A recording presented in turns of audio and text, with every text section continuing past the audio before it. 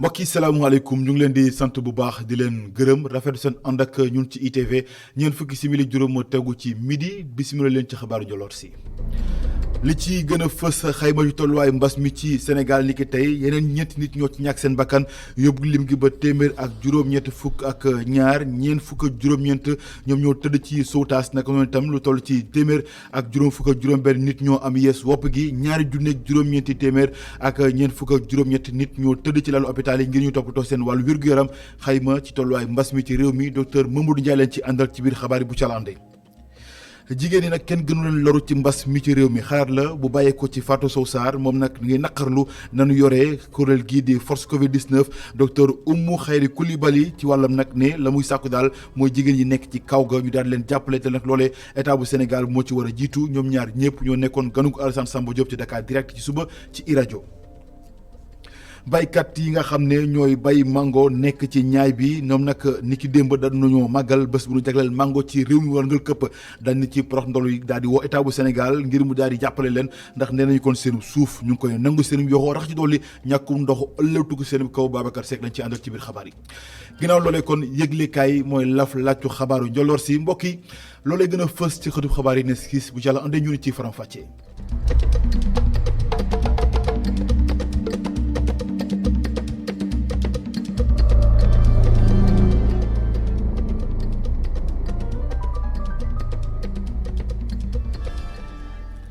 mbokk yi asalaamaaleykum gërëm nañu leen ci ànd beeg ñun ci ITV xabaaru Njoloor si des koy tàmbaleeg ni ñu ko junjee ci ndorteel li ak tolluwaay mbas mi ci Sénégal ni ki tey yeneen ñeent nit ñoo ci ñàkk seen bakkan yóbbu lim gi ba téeméer ak juróom-ñett fukk ak ñaar nit yoo xam ne dañoo faatu ci mbas mi ni ki tey lu toll nag ci ñeent fukk ak juróom-ñeent ñoo nekk ci sowtaas téeméer ak juróom fukk ak juróom-benn nit am yees woppi Covid 19 ñaari junni ak juróom-ñetti téeméer ak ñeent fukk ak juróom-ñett ñu ñoo tëdd ci lalu hôpital yi ngir ñu toppatoo seen wàllu wér-gu-yaram xayma ci tolluwaay mbas mi ci Sénégal docteur Mamadou Ndiaye lañ ci àndal ci leeral. ci junni ak juróom-benn téeméer ak ñaari test yi ñu def téeméer ak juróom fukk ak juróom-benn ñoo ci positif ci ñooñu am nañ ci téeméer ak ñaar fukk ak ñaar cas contact mooy ñi nga xam ne dañoo am feebar bi fekk dañoo jaxasoo woon ak ñu yore doomu jàngoro ji fanweer ak ñeent ñoo ci cas communautaire. mooy ñi nga xam ne dañoo jot ci doomu jàngoro ji waaye dañoo xamul ku leen ko wàll ci ñooñu Saint-Louis am na ñeent Géejawaay am ñett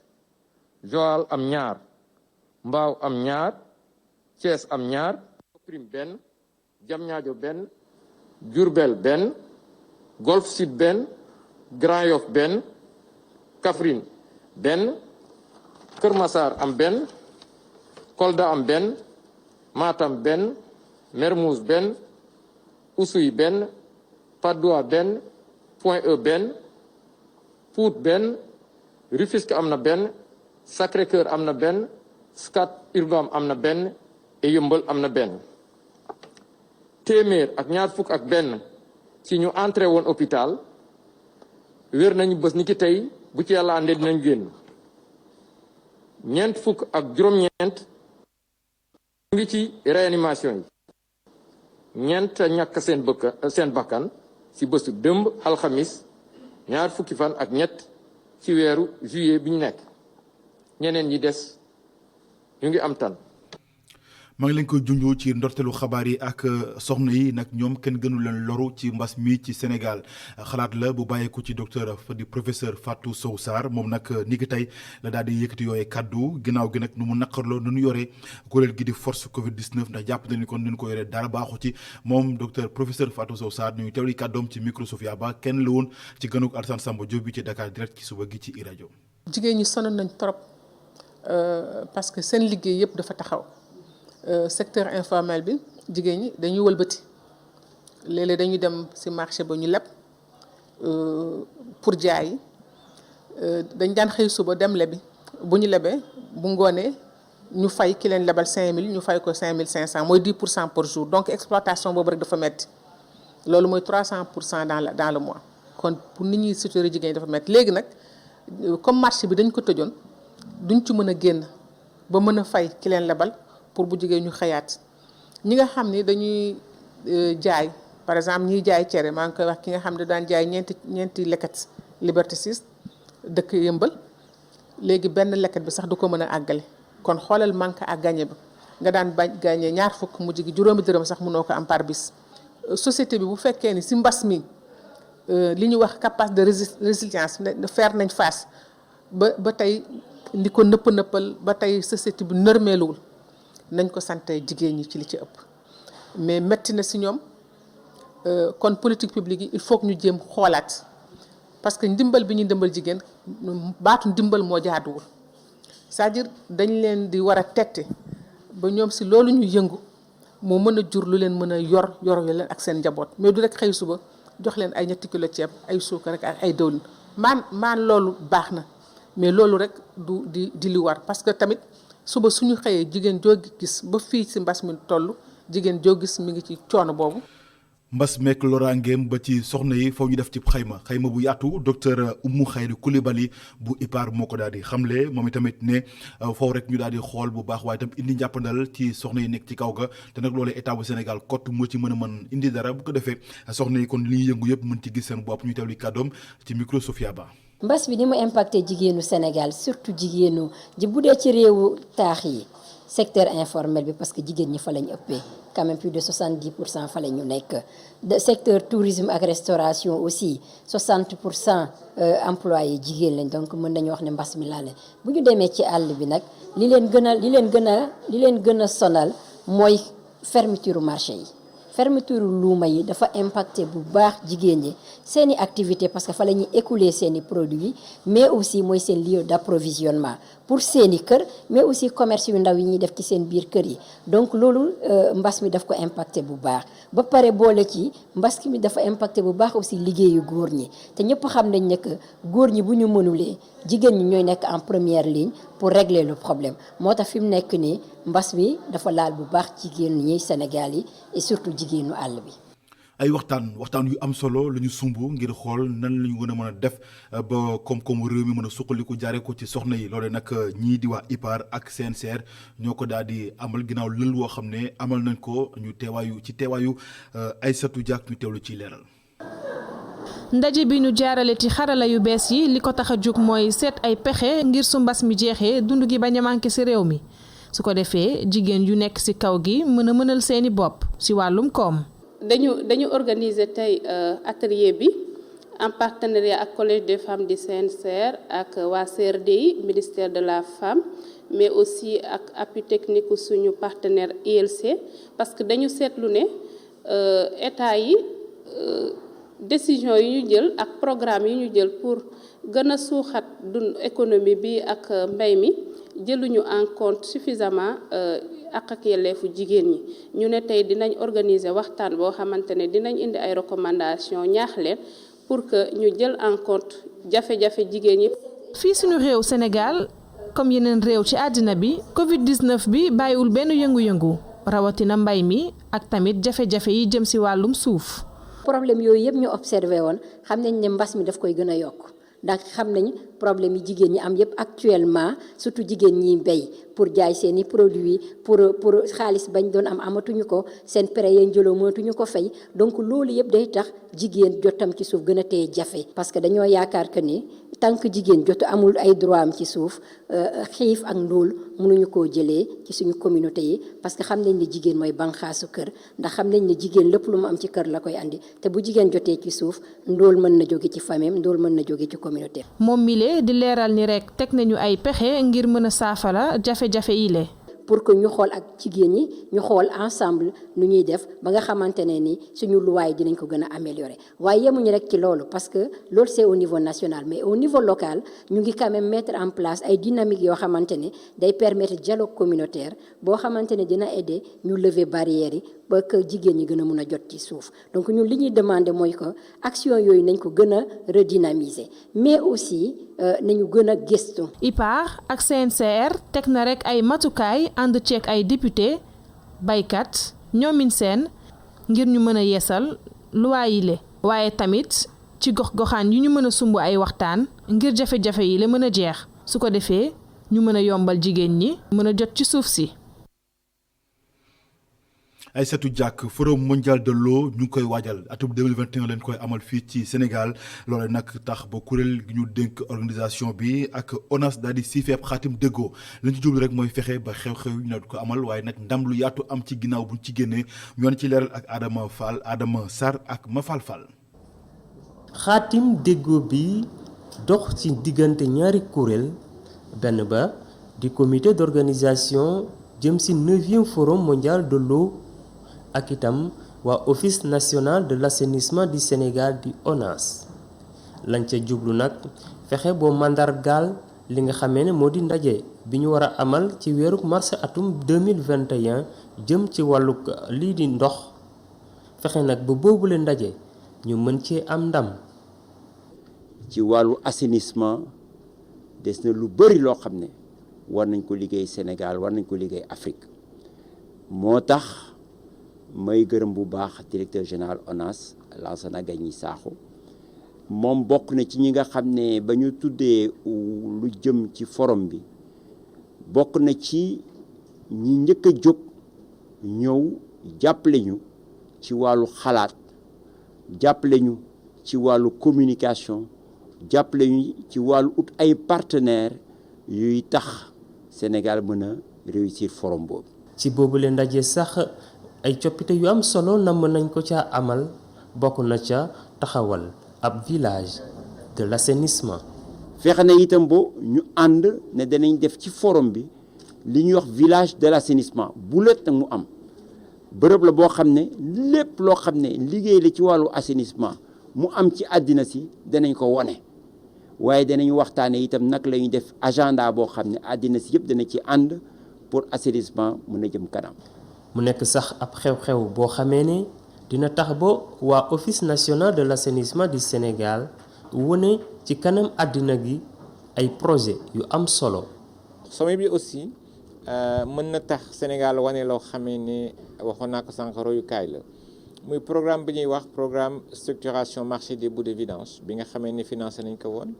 beneen bi mooy aussi liggéey bu rafet bi nga xamee ne ñu ngi koy def station Cambérène te président Macky Sall diggé woon na dina ko def en 2012 am na aussi beneen mooy projet BDAN bi donc daal am nañu ñett tënk yoo xamee ne mën nañ ko won àdduna bi ñu xam ne Sénégal kat dëkk boo xamee ne dëkk royukaay la en matière d'assainissement. ci fàttali nag juróom-ñeenteeli forum boobu la jëm ci wàllug ndox bi nga xamee ni ñu ngi ko war a amal fii ci Sénégal ci weeru mars atum 2021 dina tax nag ba li nga xamee ne moo di wàllug ndox ak wàllug assainissement Sénégal wane ci boppam.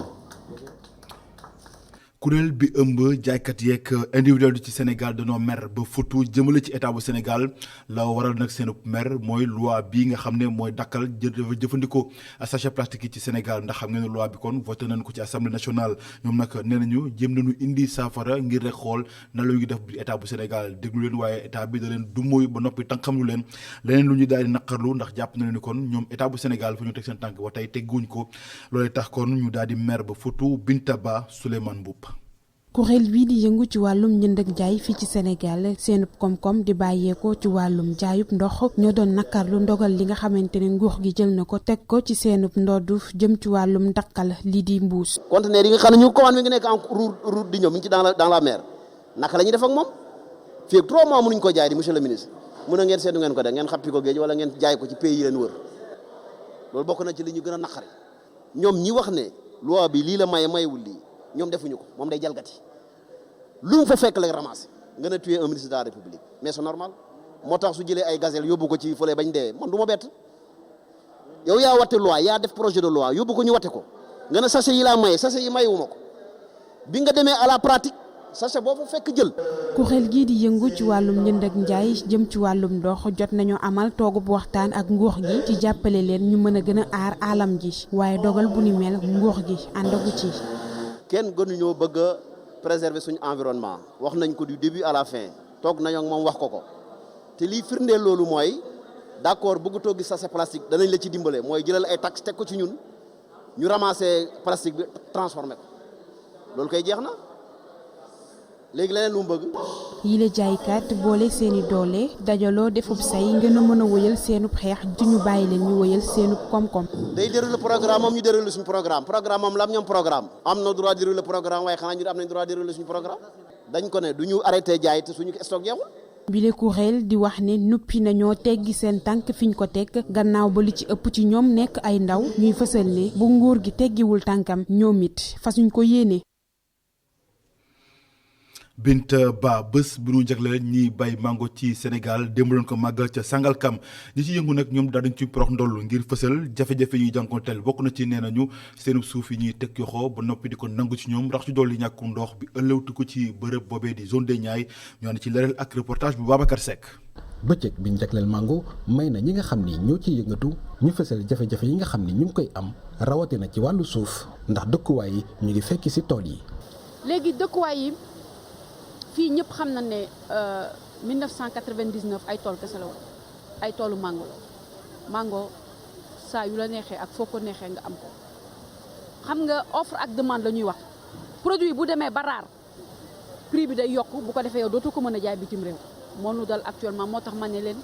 nit mën na am dëkkuwaay am na importance nit ñi dañu war a dëkk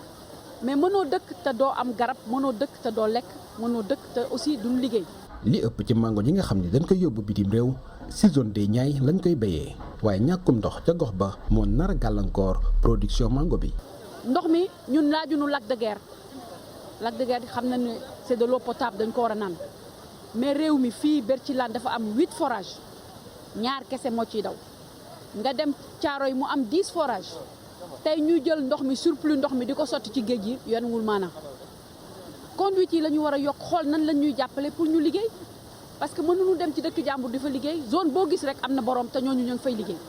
ndox mi mooy problème dans la zone des Niayes. fexe ba teggi jafe-jafe yi nga xam ni producteur mango yi ñu ngi koy jànkonteel loolu la nguuru Sénégal fas yéene def doore ko ak ndox mi. mais gëm nañ ni ci weer yi di ñëw dina nekkaat fu mu nekkoon te production bi aussi dinañu ut matuwaay yëpp dinañ def plaidoyer man ak sama collègue pour que. li ngeen di jàmbat fii yëpp ñu jéem ko régler parce que xam naa ni président de la République ci boppam bu yeggee loolu dinañ dimbali pour ñu régler ko. ci bëccëg boobu ñu jagleel mango coopération allemande ak fondation origine Sénégal fruits et légumes xaatim nañ fa ab déggoo ngir jàppale filière mangue. camion yeeg seen musiba ci kaw tali bi la ñuy waxtaanee bi la yoon waaye nag askan wi naka lañ ko jàngatee ak ni ñuy dem ak dikk ci biir dëkk yeeg dëkkaan yi rawatina gox yi nga xam ne day bëri nit léeg-léeg te ndaw yi di faral di foo ci mbedd mi ñu bëri nag jàpp nañu ni kon musiba dëgg la leen baa di jural waaye nag ñoom ñi ñuy dokkal baaraamu tuuma di dawalkatu camion yi jàpp nañu ni kon dañ leen di takkal rek ndax li ñuy wax ci ñoom lépp dara amu ci Boubacar Dieng reportage. camion buy bloqué circulation bi wala sax muy dugg ci koñ yi. loolu bari na fii ci Sénégal kii nga xam ni nag jaaykat la woon léegi mujj di gérer benn parking gis ni camion amul benn yoon boo xam ni war na mën a dugg ci biir koñ ndaxte lu ni mel mën na indi ay jéey yu rëy lool. du yoon dëgg du yoon parce que koñ yi dafay bari ay xale yi ñu ngi football ci koñ yi xale yi ñu ngi dawal wele ci koñ yi voilà. Mamadou Konté di ko fekk ci. xale bu góor bi di gis ni camion yi moom route nationale bi rek la ñu yellool. c'est pas normal c'est le camion dans la route normal quoi route normal le camion là. si noonu sax lañu dajeek benn dawalkatu camion góor gi jàpp ni camion yi amul benn danger bu fekkee danger day am sax moom mi la jàpp nañ si oto yu ndaw yi la nekk. camion yeeg oto yu ndaw yi ñoo yem camion yi ni ñuy duggee ci biir nit ñi. noonu la oto yu ndaw yi gën a di dugg ci biir nit ñi te booy xool sax oto camion yi moo gën a am sécurité oto yu ndaw yi booy xool camion yi ñoo gën a am sécurité oto yu ndaw yi ngir ni ñuy toppatoo oto camion yi kenn du ko toppatoo oto yu ndaw yi. dawalkatu camion ak askan wi ku si nekk di joxoñ sa moroom baaraamu tuuma wante li am ba des mooy boobule askan sax mu ngi sàkku si njiitum réew mi mu yëkkati kàddu jëmale ko si jéey ji nga xam ne am na démb si Yoff foofule benn camion moo fa rey ñetti nit. Boubacar Dieng daal di des ba tey ci tali bi ak lii ñu dippee doodaan yi loolu nag moo xaar ñaar waxtaan wi nga xam ne askan wi amee nañ ko ak dawalkat yi maanaam gis-gis wute lañ ci amee ñoom nag askan wi jàpp na leen kon mbir mi lu baax la ngir indi saafara ci li nga xam ne moom mooy accident yi nemmeeku ci kaw tali bi waaye ñoom di chauffeur si jàpp na ni kon loolee rek mën na indi jafe-jafe itam si seen oto yi ba tax ñu ngi sàkku itam li nga xam ne moom mooy doodaan yi ñu daal di ko wàññi ci tali bi ñoo ne ci leeral ak Mamadou Lamine Fati. doodaan wala dos de chameau askan wi ku ne am na tur bu mu koy woowee loolu rek ci jafe-jafe yi chauffeur yi am ngir jéggi doodaan yile sëñ bile chauffeuru taxi la moom bëgg-bëggam mooy ñu wàññi doodaan yu nekk ci tali yile. doodaan yi moom baax na fi wax dëgg yàlla waaye nag buñ ko mënoon a yemale ba nga xam ne du ëpp dana baax ndax doodaan yi am na ci yoo xam ne moom neex naa jàll waaye am na ci am yoo xam ne baaxul ci oto yi. ci xam nga léeg-léeg nit dikkin woo xam ne maanaam du tirer attention ci doodaan ba am na fa ndax duñ ci def lenn loo xam day war a ne fii doodaan la te doodaan dafa war a boo saa yoo foo ko defee rek dañ ci war a def loo xam ne ku ko séen day xam ne xel fii doodaan la bu dee gudd la bu dóoree faar dana xam ne xel fii doodaan la loolu da ciy am solo loolu. ngir aaru gannaaw bu benn accident amee ba benn xale faatu ci sëñ bile ak i xaritam mujjee nañu def doodaan ci seen tali bile. baax na fi. ndax fii rey na benn xale fii quoi xale bu ndaw noonu la dee quoi te et puis école baa ngi nii fii la xale yi jégee quoi waaw. daa doon def doodaan ñun ñoo ko defar ñun ñoo tege suñu xaalis defar ko waaw. sofër yi amul lu ñu wax ci loolu ñoom dañuy def leen neex rek ñu tam ñu def lii parce que du ñëw daw ndànk diggante bi nga dañuy daw à l'heure te suñu njaboot lañ yor fii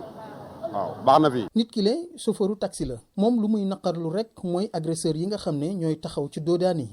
te di nangu saay su ne alalu client yi. doodaan yi baax na mais dafa am benn problème bu ci am suñ soonu géejooy bii moo kaa ñu sàcc yi la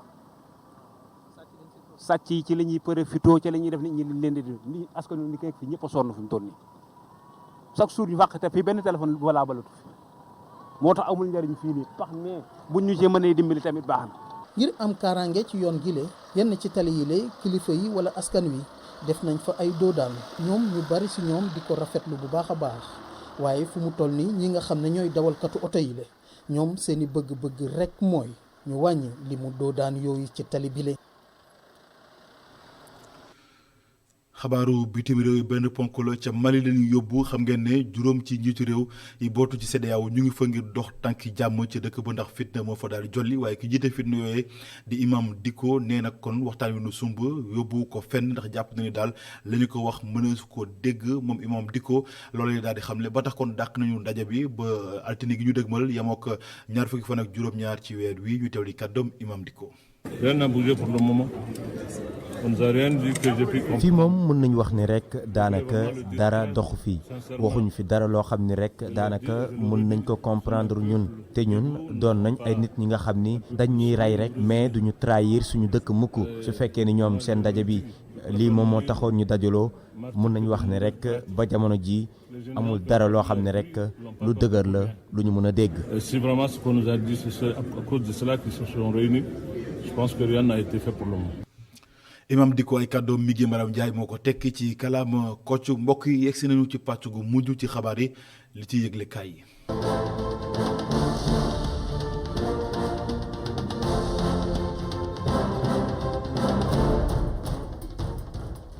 mbaa yéene nga ca Sénégal yi day dañoo ndóol dunduñu de ci ndóol gu tar la ñuy dund agence nationale de la statistique et de la démographie moo joxe bi le xayma niki démb ginnaaw xayma bu mu def diggante 2018 jàpp 2019 enquête au quotidien ci téeméer yoo jël fanweer ak juróom-ñett yi dañoo ndóol ci réew mi te lu ci ëpp ci ñoom bés bu nekk lu yées ñaari téeméer la ñuy dundee réew mi quotidien l'observateur le quotidien ak les échos nenu ginnaaw tànki jàmm Aly Ngouille Ndiaye ak Abdou Karim Fofana askanu Ndingler ne seenam kaddu ak seenam xeex ci réew mi leen la jamono ji mooy jot seen suuf gépp na mu gën a yaatoo ginnaaw bañ leen ko jébalee diirub nawet gi yëpp ci réew mi yéglekaay bi ne askanug Ndingler donte ñu ngay tàccu seenam ñaari yoxo waaye nee nañu duñ ca yem mukk seenam suuf gépp gi ñu ne Babacar Ngom dajee teg yoxo la ñu bëgg ñu jox leen ko ba mu jeex tàkk nee nañu nag loolee kott mooy mën am ci réewum Sénégal lu ko may moom jàmm jeex na ci réew mi jàmm amagul ba tey ci réew Mali les économies en tout cas tànku jàmm yi nga xam ne ñu réew Macky Sall ak i naataangoom ñu ko doon dox ca dëkk ba mujjul fenn ndax M5 bu imam Dicko fa ñu jàppoon ba tey bàyyiwuñu ko ndaxte nee nañu lañu leen wax yëngalu leen mën nañu ko dégg ba tax ñu ne fa ñu jàppoon démb ak barke démb la ñu jàpp ba tey ci yéglekaay bi ne moo tax daje bi kon dàq nañ ko ba altine gi ñu dëgmal ngir ngir subar geneen waxtaan ngir génne ko am seen diggante. réew mi quotidien ne M5 ba tey ma ngay teg pression ndaxte nee na daje gi ñu amal niki démb waxuñu ko ci lenn loo xamante ne ni yay na ko ci. le quotidien ne en tout cas IBK njiitu réew Mali ak imam Dicko kenn ci ñaari wàll yëpp bëggul bàyyi fa nga jàpp moo tax ba CEDEAO jàpp ñaar fukki fan ak juróom-ñaar ci sulet gi ngir subar geneen waxtaan diggante IBK ak imam Dicko ngir jàmm sax dàkk ca Mali. njiitu réew mi Macky Sall ci réew mi quotidien ni moom ak i naataangoom seen dikk nag ci réew Mali du lenn lu tànki jàmm ndax dikk ñu fi ngir imposer kenn ak leen. le soleil ne ginnaaw tànki jàmm yi nga xam ne njiitu réew Macky Sall ak ñeent ci naataangoom ñu ngi koy dox ci réew Mali ba léegi la ñu bëgg amuñu ko moo tax ndaje bi ñu amaloon démb bëtal nañ ko ba altine gi ñu dégmal ngir sumbaat yeneen waxtaan laas ne waxtaan amatul diggante surgiste kuréel bi ëmb liggéeykat yi nekk ci wàllu yoon ak jëwriñ gu ñu dénk wàllu yoon ci réew mi maître Malick Sall guerre dëgg lañu sàmm seen diggante yëglekaay bi ne waaye day mel na ni maître Malick Sall mi ñu dénk wàllu yoon ci réew mi day bëgg a deltu ginnaaw ndax bëggatul dara ci guerre bi nga xam ne surgiste samp nañ ko ci mim réew ñaari gaay yi ñoo tegoon loxo ca dugg ba tëdd ba Touba jëm ci coowal ngànnaay yi di Saliou Thiam ak Cheikh Lo fanaan nañu seen guddi gu njëkk ca kasob Njaaréem mandat de dépôt lañ leen fëgg ñeneen ñu fëgg mandat de dépôt mooy ñett ñi nga xam ne ñoo doon filmé ak a lambaatu jox na suñu naan F Ndiaye ñu tegoon ko yoxo ca Sacré-Cœur ne doon sàcc réew mi quotidien nañu ñoom ñetti ñëpp di Ibrahima Diaw Babacar Ndiaye ak Moussa Diallo fëgg nañ leen mandat de dépôt la Tribune nañu ñoom ñetti ñëpp tey ji lañ leen di àtte ca tribunal bu Ndakaaru Les Échos ne mbirub Iba Thiam ba léegi jeexagul bàyyi bu ndéggandiku bi ñu dugaloon dañ leen ko lankal yëglekaay bi ne kon Dame Amar ak gaayam ba tey ci kaso bi la ñu des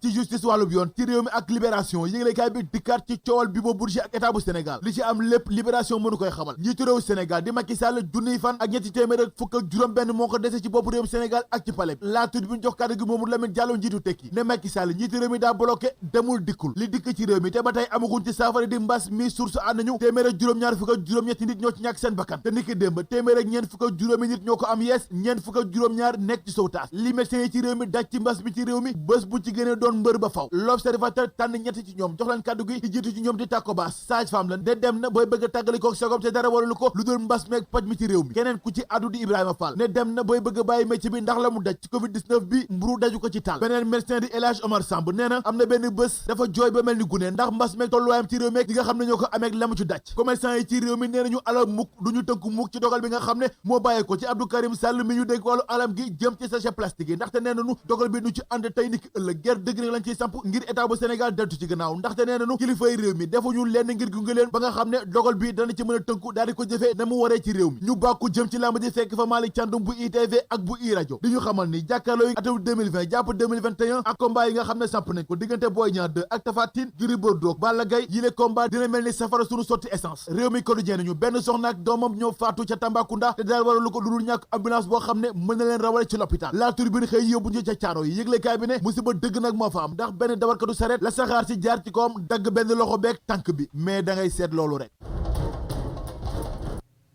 gërëm leen bu baax mbokk yi ci ànd bekk ñun ci ITV loolee laf laajcu xabaaru njoloor si gërëm ñëpp ñi ci jàpp ba mu yemb rédaction bi jox leen a dig daje xabaaru maraxi bu ca lande fii ak boobu ngeen wéy di ñu topp ci ITV ndax mbiri ngi ci jërë ngeen jëf aljuma ak jàmm